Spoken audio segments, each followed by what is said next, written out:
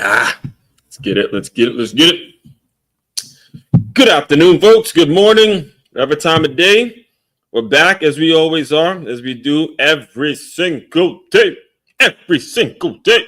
Like my man, remember when was it Shady McCoy back when he did the crazy no, Shady McCoy. He was on the IM when they had the I Am Athlete podcast. I gave him crazy work. Crazy work. Back when he did crazy work. It was a thing where they were talking. He was what was the dude's name? It was one of the Miami linebackers, and you had Shady McCoy on there. I gave him crazy work. You got his number? I gave him crazy work. Crazy work. I gave him crazy work.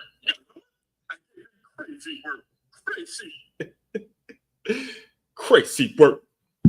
Oh man, classic. This was back when I Am Athlete was an actual thing. Back when I Am Athlete was a pot, like one of those popping podcasts. You know, a lot of them come and go, man. A lot of them come and go. Very few stick to it and are here day in and day out. Just do it without the guest. Can do it with the guest, with or without the guest. We're just bringing it to you raw and uncut.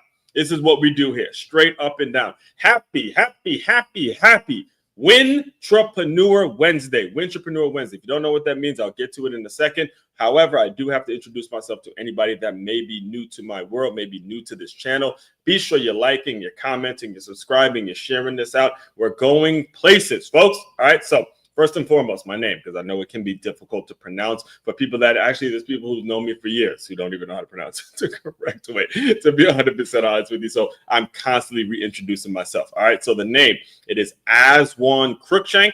I am your one and only Move Swiftly speaker, former Division I college football player, and current five-time, very, very soon, I'm soon going to drop that five-time, soon to be six-time published author and educator. What I do, what I created, the brand I created is all about taking the innovative teamwork lessons that you learn on the football field and aligning them with businesses and business owners so they have a group of employees, they have a staff that moves as efficiently, as proactively, as that's hungry and eager. It has that passion that you see from a championship high school or youth football team. Specifically, high school and youth football team, you want your staff running like that, because as you can see, when you get to the professional rank and you get to the college level of athletics, it turns into a business that is just all contract seasonal business. It's basically a seasonal contract based business at the professional level. And I get a lot of, the reason I landed on what I'm doing now, I kind of fell into it because my goal was to work in pro sports. I wanted to be working for a professional sports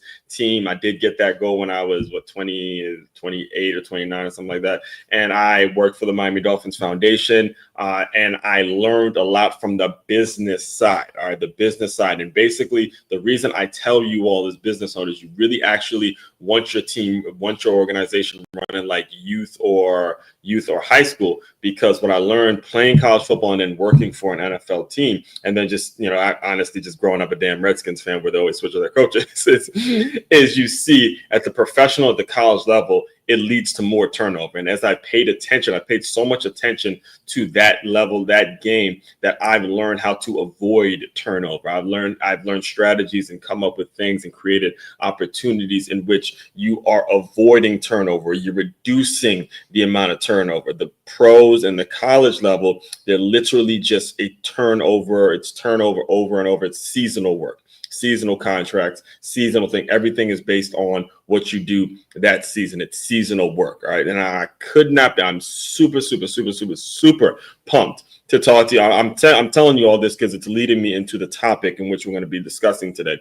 All week, I have been telling you what my flaws are. I've opened up. I've let you know, hey, I'm not perfect at this. You're not perfect at that. However, there are advantages to, number one, admitting where your flaws are and using these flaws, using these things in an advantageous way, because this is how you are. You're going to position yourself to put these type of people around you, which has been very helpful to me throughout the week. Now, today, we're going to talk about how you expose the flaws in your competitors so you win. because today's Win-Trapreneur Wednesday, all right? And we'll be using the example. My favorite examples to give are of the football nature. We're going to be talking about the Super Bowls. All right, we're going to talk about the game of football. The stage was set. The stage was set. You had Tom Brady, you had Cam Newton, you had Pat Mahomes, you had Peyton Manning, you had all these Hall of Fame quarterbacks. Everybody, MVPs, this, that, man, they about to ride off into the sunset,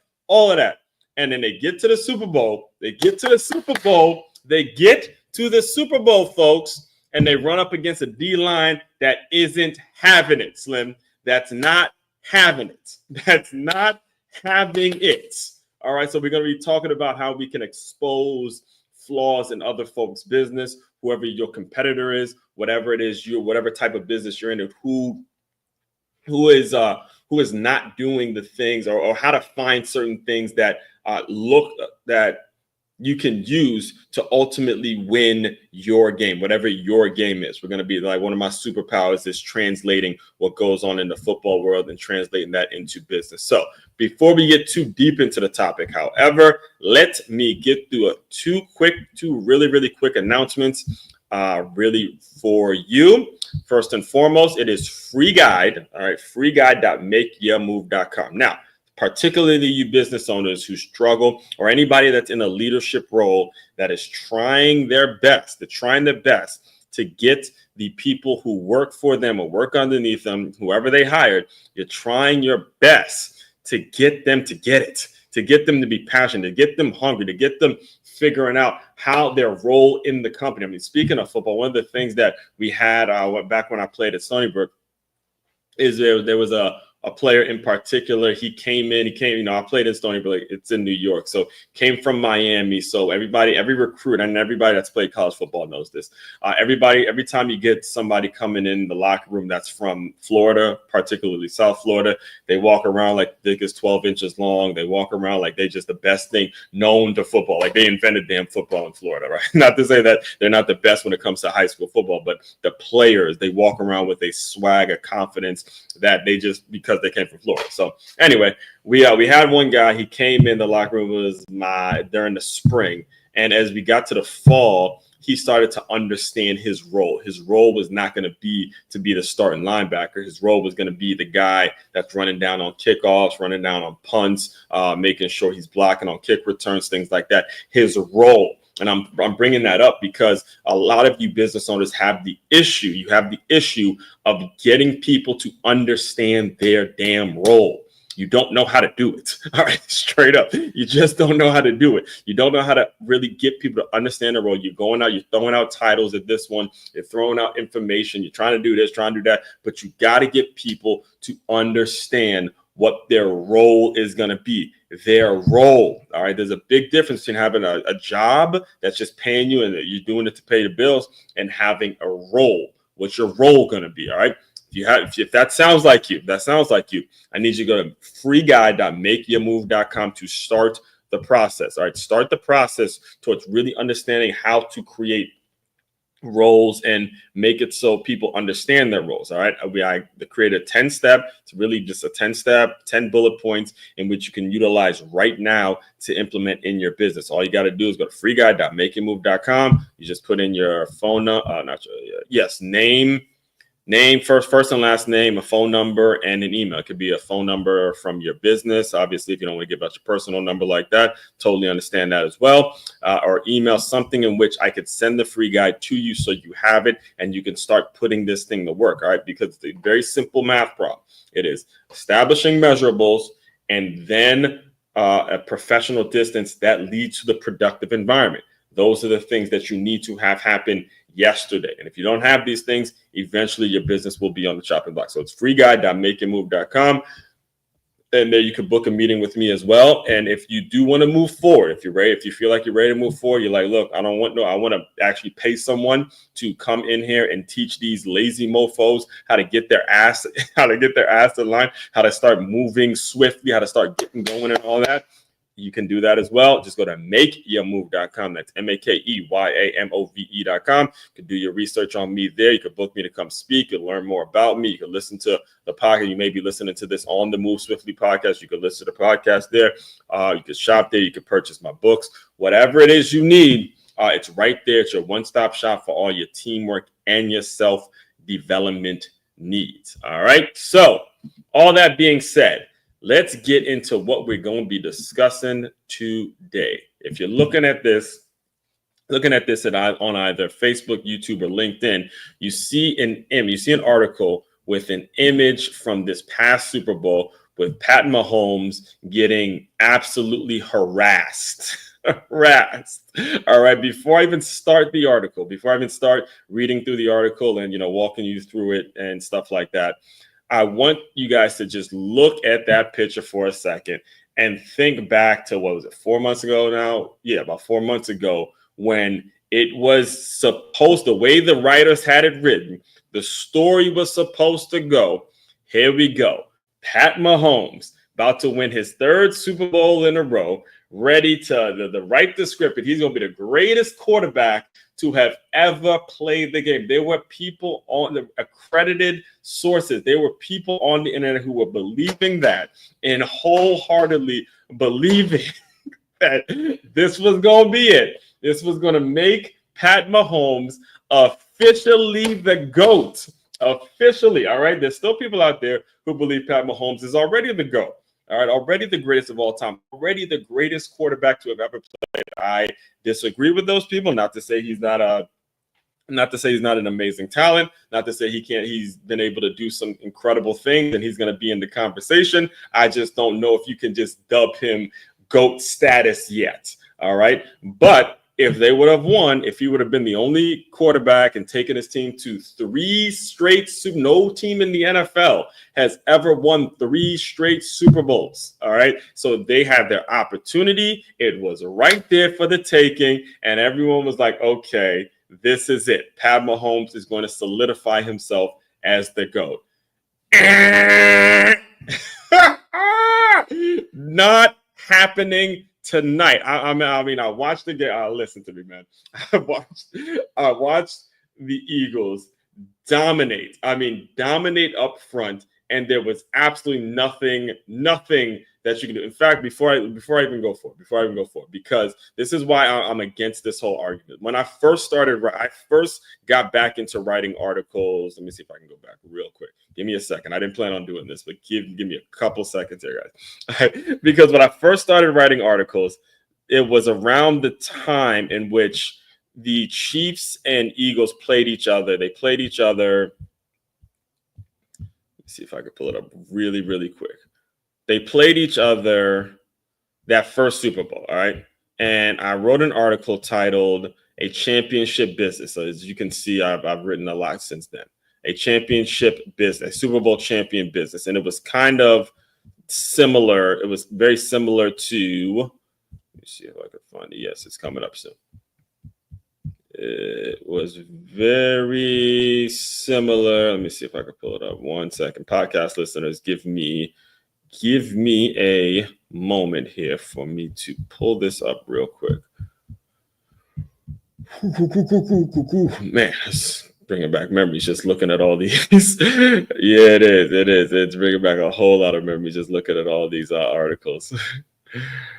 Man, it's been a journey. All right, let me see. It's coming up soon. It is coming up soon.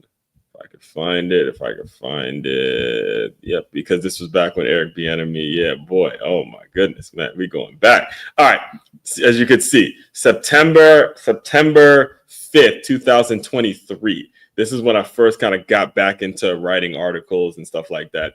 And I talked about when Pat Mahomes, and this was the first line in that paragraph, it says, as glamorized and heartwarming as it was to watch the 2-time MVP of the National Football League, Patrick Mahomes, lead the Kansas City Chiefs to another Super Bowl win on what seemed to be a broken ankle, Pat Mahomes is one of 53 players that equally contributed to the Kansas City Chiefs being crowned the 2023 Super Bowl champions. All right. So if you can recall that game in 2023, when they eventually beat the Eagles, Pat Mahomes was limping around and he was making plays. And again, I'm not going to take away from that. I thought that was one of the most inspiring performances that you can give, all right, that you can make. And he solidified himself as one of the ones that can be in the conversation. But you can't put him in GOAT status or you can't put him in GOAT. Let me start that. Say you can't put him in GOAT status because there was other holes to be filled. There was other things that happened to make it so they won that game. So what happened was, and then let me skip through it real quick. So watching the game between this is back in the 2023 one. Watching the game between the Kansas City Chiefs and the Philadelphia Eagles, most who've watched a ton of football growing up would have noticed that the Eagles actually outplayed them. They outplayed the Chiefs for the majority of the game. Overall, it was a very evenly matched contest. The one play that made the difference was the 65-yard punt return by Kadarius Toney. All right. What happened is the game was played very equally, and then there was a big punt return that, kind of broke the game wide open. They broke the game wide open, and then Pat Mahomes was able to beat Pat Mahomes. When he won the Super Bowl against, it was San Francisco. When they beat San Francisco that year, again, the D line for Kansas City was able to kind of control Brock Purdy. They were able to control what the San Francisco 49ers offense wanted to do. And then they led into that overtime win. They beat Kansas City. They beat San Francisco twice. Yeah, they beat San Francisco twice. They beat them once. It was once in Miami, and then they beat the Eagles. So that gives them the 3 Super Bowls. Now, again, when it came to this year and what they were trying to portray this year as he's going to be the guy, the thing that eventually happened was what? Let me go back to the one that came out today. Hold on 1 second. Let me get all of this back. I didn't plan on talking about that guy, by the way, guys. So give me a moment while this internet. Come on. Hello. All right. All right, there we go. All right. Yes. So when it comes to this year, they're in the process. They're getting ready to solidify themselves as 3-time Super Bowl, like 3 in a row. And when you watch the game, you realize, oh man, there's some holes that are being exposed. And the reason I'm bringing all this up is because it's very applicable to your business. It's very applicable to you as a potential Win-Trapreneur, right? There are times in which I do these Win-Trapreneur Wednesdays in which I'll just feature myself because I'm the ultimate Win-Trapreneur, or I will feature somebody else that I've seen and, they're doing this and they're doing that. And I'll tell you, hey, that's an example of a Win-Trapreneur. In fact, before literally, and keep going. I'll get to the article at some point, but I want to give you guys enough context here. If you go back to the actual Super Bowl, all right, if you go back to the actual, because I do these every Wednesday, if you go back to the actual week of the Super Bowl, I wrote an article about their coach, Andy Reid, as being a Win-Trapreneur, right? Because Andy Reid used to coach. He used to be the head coach for the Philadelphia Eagles before he got to Kansas City. And I was talking about how he really can't lose because this is his former team. This was the team that he built a culture around, and now he's going against the former team with his new team getting ready to write off. And then also what was being said, not only was Patrick Mahomes going to be like the greatest player of all time and all that stuff that media folks like to say, but now Andy Reid is going to be the greatest coach of all time because now it's his former team, all that kind of stuff. So all of that's going on and all the talk is happening. However, what the result ended up being was about straight up, can you be the better player that day? All right. So when we're talking about exposing flaws, you got to really sit back and first of all, you got to sit with your flaws. You got to sit with your flaws like I've done all week. I've sat with my flaws. Like I said, I called my girl last week. I called my mom last week and I asked them to, talk me through some of the things I need to be improving on. I thought about it myself and some of the ways I've been burnt in the past and the reason why certain things didn't work out the way I wanted it to work out. And I sat with these flaws and I said, okay, how can this be an advantage? So when you see a situation like this, and when we're talking football, you see very talented quarterback, obviously, but there's certain things that they could have done that the Eagles were able to match up against well and say, we're going to expose that. All right.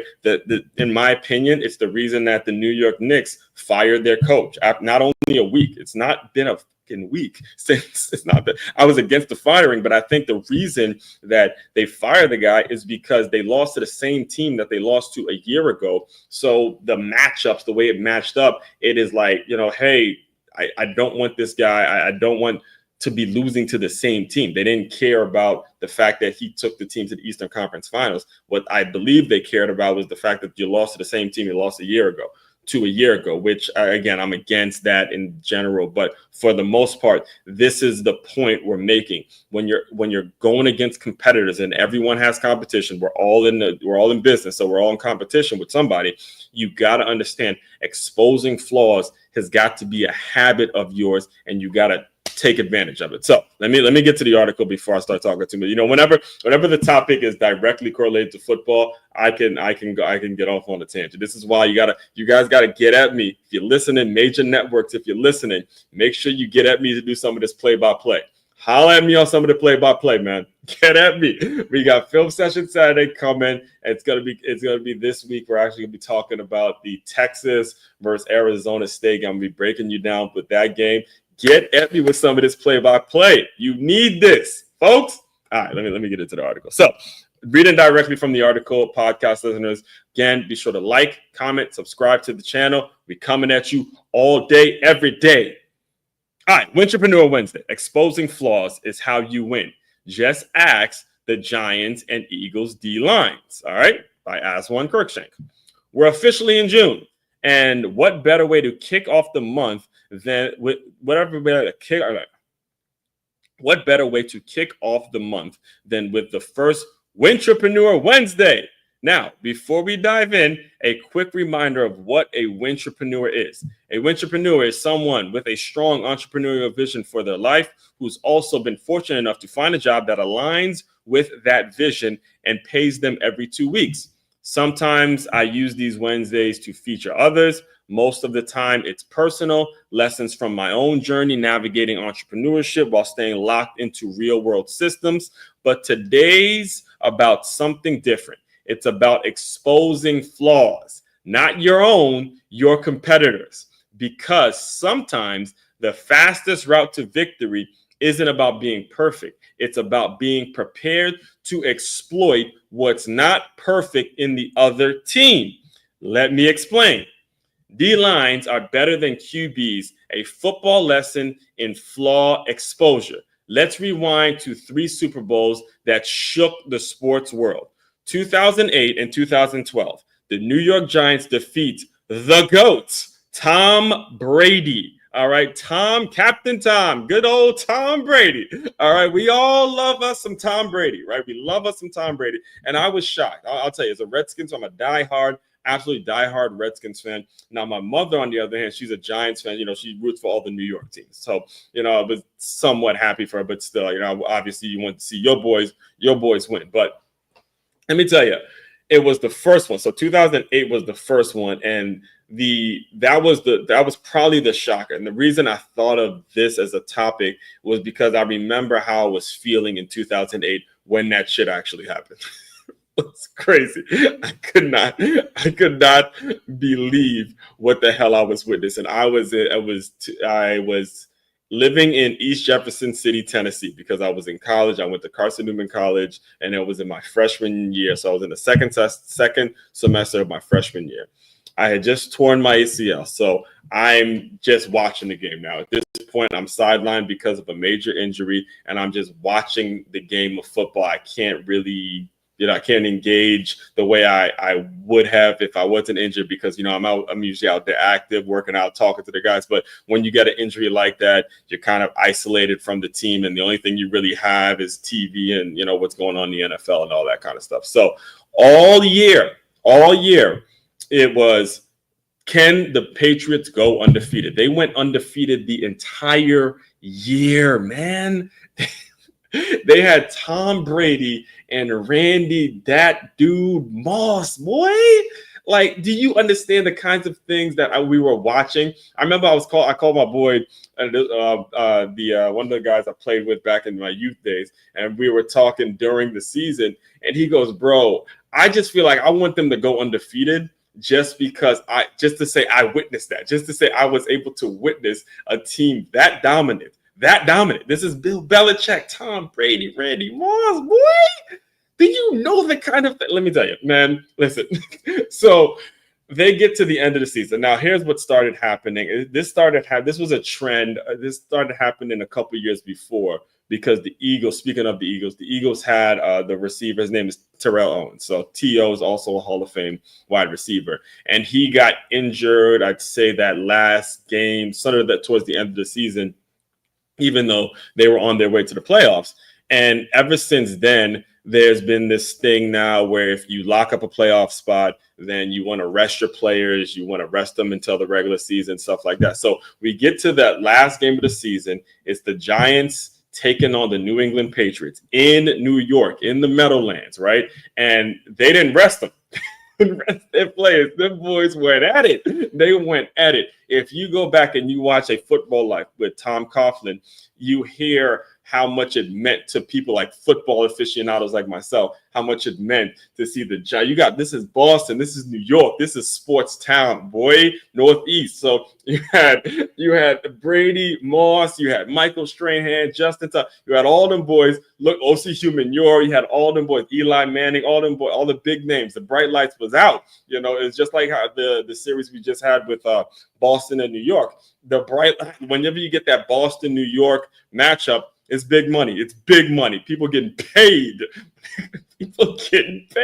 Somebody getting paid. So you had the Boston New York rivalry, and you had the Giants trying to take them out because they wanted to. Actually, Antonio Pierce was on he was the linebacker on that team as well. But so you had the Giants trying to be that team that gives the Patriots their first loss in that regular season. And it was a battle. It was a battle back and forth. And that was it. They finished the regular season undefeated because the Patriots won that one. And then lo and behold, that what the commentators were saying, and this I kind of agreed with what they were saying, because they were saying that the Giants now developed confidence. They had confidence that they could stick with any team out there. So they came in as a wild card. They didn't come in with a first round bye. The Giants come in as a wild card, and they get all the way to the Super Bowl. And who do they match up against? Oh boy. Oh. They match up with the New England motherfucking Patriots. It's like, and I had a feel because, again, I'm in the football world. I know the football world. I eat it. I sleep it. I breathe it. Okay. So as I'm watching it, and my roommate at the time, I looked at him as kind of a fair weather Patriots fan. I had to kind of let it go because he said he follows Randy Moss, right? Randy Moss had a big following. So my roommate at the time, he's like, yeah, I'm a root for the Patriots because I follow Randy Moss. And, whenever I see whatever team Randy Moss is on, I'm a cheer for them. So he was a Patriot fan, quote unquote. I think it's bullshit, but I was like, whatever. And so he was really into it because he was expecting that his team was going to go take it all, win, go undefeated and all that. And I've been looking at, I'm like, football, I know football too much to just think it's going to happen like that. The Giants got to know something got to go down to where it just isn't going to happen, right? So what did we see? This image that I have right here in the middle where Michael Strahan is flexing while Tom Brady is on the ground. What happened was there was pressure all game. It was like that in 2008, and it was also like that in 2012. They beat them because their D line did not stop pressuring them. They did not stop going. And when you expose that weakness, you expose the weakness of my D line's better than your offensive line. I don't give a shit how great your quarterback is, because obviously you're dealing with the greatest one. The greatest one you're gonna find is Tom Brady, right? And it didn't matter. So okay, that's 2008, that's 2012. Let's go back to just a couple months ago, 2025. 2025, the Philadelphia Eagles dominate Patrick Mahomes and the Chiefs. If you're a football, I'm reading directly from the article now for my podcast listeners. All right. So if you're a football fan or just someone paying attention, you know these weren't fluke wins. They were strategic beatdowns delivered by teams that knew exactly what flaw to target. All right. So as I'm getting you there, when it comes to what flaws to target, they knew, all right, I got a solid D line. I might not have to blitz. If you go and look at the stats, look at the damn stats. All right, look at the stats from last year's Super Bowl with the Eagles and the Chiefs. The Philadelphia Eagles did not run one blitz. For those of you who do not know what a blitz is where you sacrifice pass coverage by blitzing one of your linebackers or one of your DBs in order to get some pressure on the quarterback. When you do that against a great quarterback, a la the Patrick Mahomes or the Tom Brady's of the world, they're recognizing the blitz is fast enough, they're avoiding it, and the person that was responsible for covering X receiver, they're seeing it and they're throwing it to that person and they're exploiting the blitz. So when a defense has to blitz, then you got a big problem because you're now sacrificing your coverage. So when you look at the pressure that the Eagles were able to get on Patrick Mahomes without blitzing, that's where the major stat is. It's the fact that they didn't have to blitz to get this pressure, and you had guys in coverage, and this is what led to Patrick Mahomes having such a shitty performance, is the fact that he wasn't able to really get in the rhythm because the front four D linemen was able to get pressure on him without having to sacrifice these guys that are responsible for coverage. Now, when it comes to the way Andy Reid likes to call the games, I've watched Andy Reid for years. Again, I grew up a Redskins fan, a diehard Washington Redskins fan. He does a lot of screen plays. He does a lot of screen passes. All right. He's going to, do certain things with Travis Kelce. He's going to kind of pretend this one's out here. Then they had my man from Texas. I can't even, what's his name? The receiver that they just got out of Texas. I mean, he ran the fast. Xavier Worthy. Yeah, they had Xavier Worthy, and Xavier Worthy, he had a lot of screen passes with him, and then they had Isaiah Pacheco. So they do a lot of things when it comes to the screen passes to where you need your D-line rushing and being very disciplined. And if you're blitzing too much, Andy Reid and Patrick Mahomes will straight up eat your ass up. So you don't want to do that. You don't want to play the Chiefs, especially an Andy Reid type offense, and you don't want to make it so you have to blitz, because you got a big problem if you're relying too much on the blitzing. All right. So as I'm back to the article now, they were strategic beatdowns delivered by teams that knew exactly what to target. Let me just make it a little bigger there for you guys to see. All right. The Giants and the Eagles didn't win these games because they had flashier offense. They did not. If you can recall, they did not. All right. They had Eli Manning and Jalen Hurts as a good quarterback. He keeps it very basic. He's more of a, I like to compare him as like a better version of Russell Wilson, to where he has the speed, he has the composure, he has the ability to do a lot of things. Same thing with Eli, is you're not going to lose a game, which is a great thing, but they're not, between Jalen Hurts and Eli Manning, if you're comparing them to a Pat Mahomes or Peyton Manning or Tom Brady, they're not that, which isn't me. That's not me.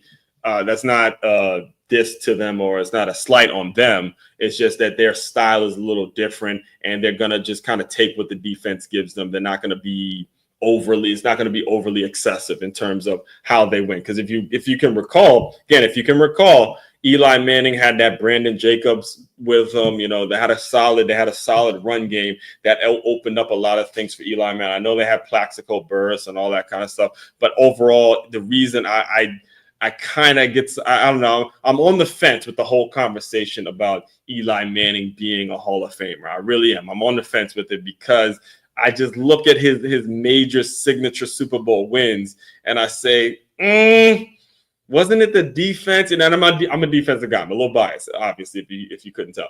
I'm like, did he really go out and win those, like get them done? Or was it more the D lines that he had and things like that? So again, you can debate me if you want, but I'm still on the fence about Eli Manning being a Hall of Famer. Now, his brother, obviously, that's first ballot. Peyton was first ballot. So he's not his brother. We could all agree that he's not his brother, and he's calling out this one, and he's making this play, and he's chopping back. He's coming in. He's audible in this and seeing this and hitting cats on the money. He wasn't his brother, but who is, right? Who is his brother? In fact, I can't wait to see. Man, I'm so excited for football season. I can't wait to see Arch Manning, the one from Texas. They're talking about him being the number 2 quarterback in the country coming out of Texas. So we're gonna see, man. We're gonna see. Football needs to hurry up and get here, man.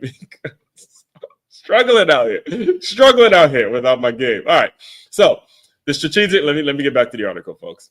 Actually, let me get a sip of water because.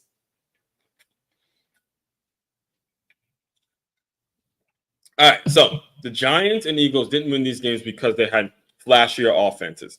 They won because they had defensive lines that exposed the one weakness neither Brady nor Mahomes could outrun: relentless pressure. It's easy to crown a quarterback as the savior, but it's the D-line that exposes whether he's got the protection to actually deliver.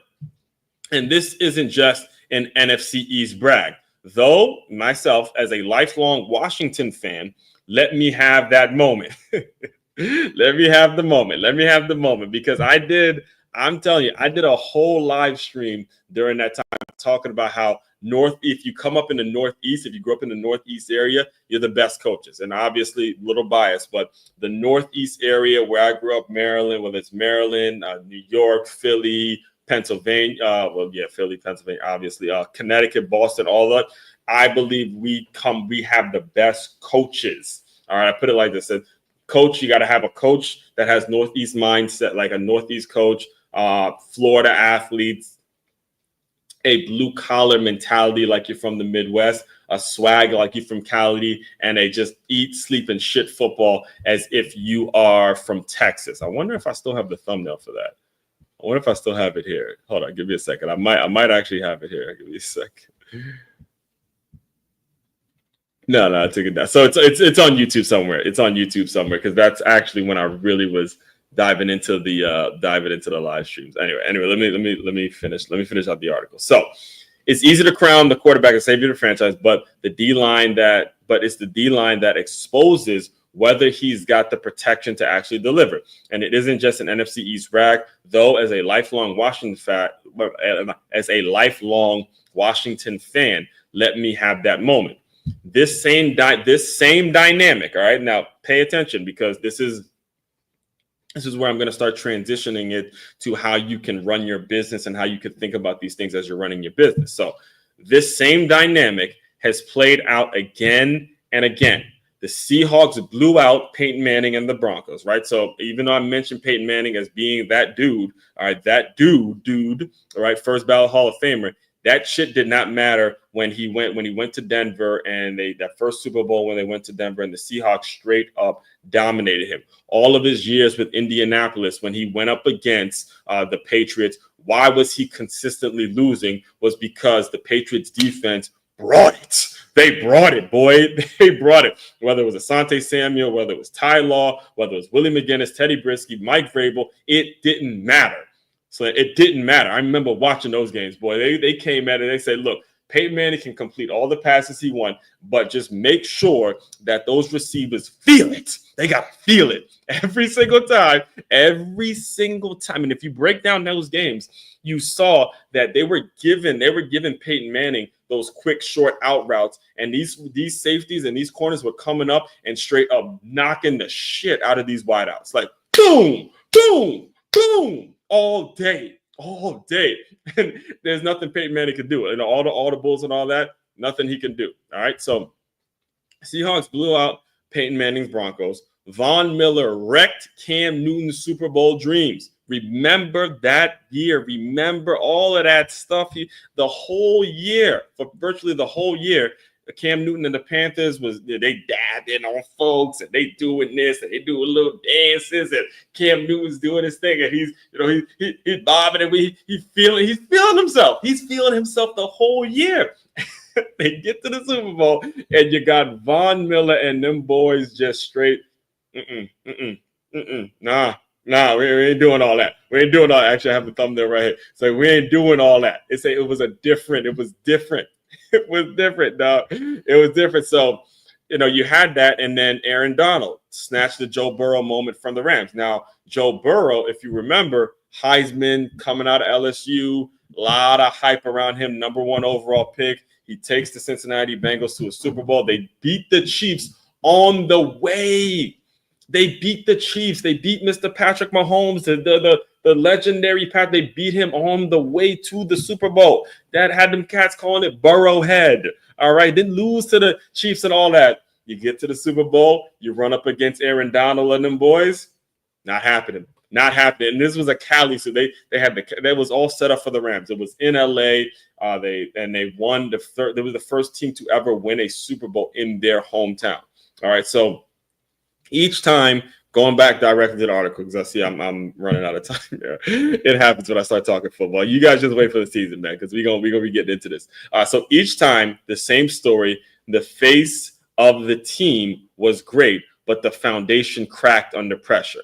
What does this have to do with business? Everything,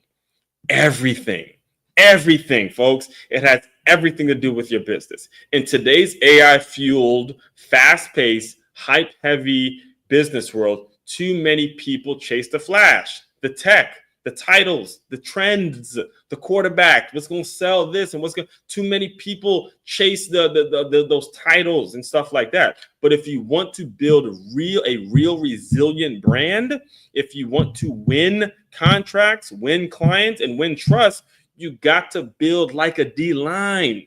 You got to build on principle, not hype. You got to go over and tell people, hey, this is what I'm about. This is how we're going to improve and create the foundation for you to launch on, and that you can build on that foundation day in and day out, so you have a chance to win every single day, not just get one hire right, not just get one person right. Like, again, this is why I was so against, a lot personally, I'm so against the draft and all the hype that they give these quarterbacks. Is, man, you talking about a draft where the team has been struggling. You need to be figuring out how you can build a base, how you can build a foundation, so whatever quarterback comes in, all right, they got the right O-line, they got the right D-line, they got the right run game, they got the right wideouts, and it's like you take the keys to the kingdom, man. You take the keys to the car, and you drive that motherfucker to the Super Bowl. But you can't just pick a quarterback and expect, okay, I'm going to blink, and all of a sudden the franchise is going to turn around. It don't work like that. Same thing in business. All right, you can't just get one hire. You can't just get one person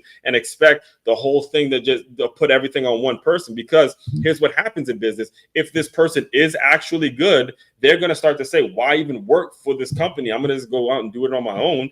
All right, that's probably what's going to happen, which what leads to the turnover issue.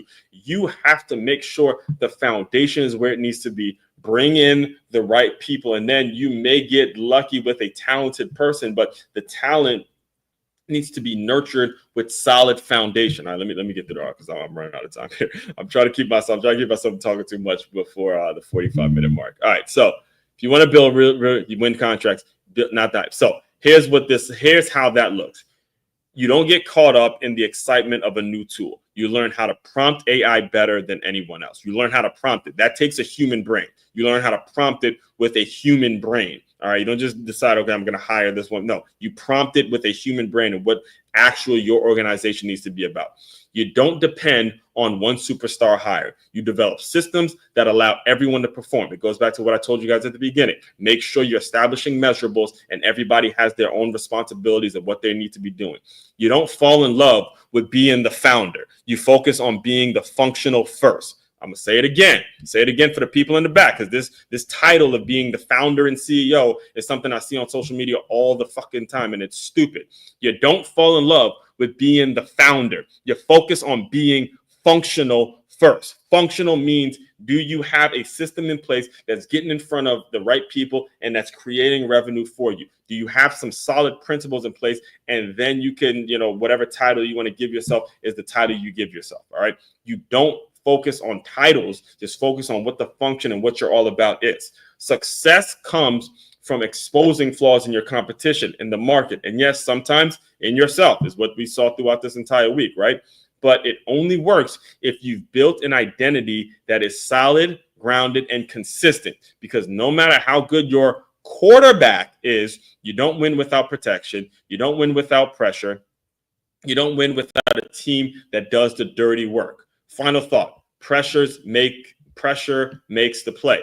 Whether you're a business owner, manager, employee with vision, you've got to start seeing the playing field the way a Win-Trapreneur does. You win by seeing what's not working in the systems around you and building your value around solving that. All right, build your value, what you're valuable about, what you're all about. Build it around that. Like, again, use me as an example. You hear me every single day, regularly using what I've learned as a football player and applying it to the folks that I want to serve day in and day out. And I encourage you folks to do the same thing. All right. So again, I told you today's Win-Trapreneur Wednesday was going to be a little bit different. Remember, I got to prep myself a little better, obviously, because whenever I start talking football, I'm guaranteed to get off topic, because there's so much material out there that I can point you in the direction of when it comes to using direct examples from the football world. So, again, we're here every day. Tomorrow we'll actually be, we'll do a recap episode from Monday, Tuesday, and then today. So I'll probably get to some of the things that I might have missed as I review what I said and all that kind of stuff. But main website to check out to dive deeper into everything I'm doing, it's makeyourmove.com. That's makeyourmove.com. One-stop shop for your teamwork and your self-development needs. As one Crookshank, your one and only Move Swiftly speaker. Check it out. You guys continue to move swiftly. We will talk more soon.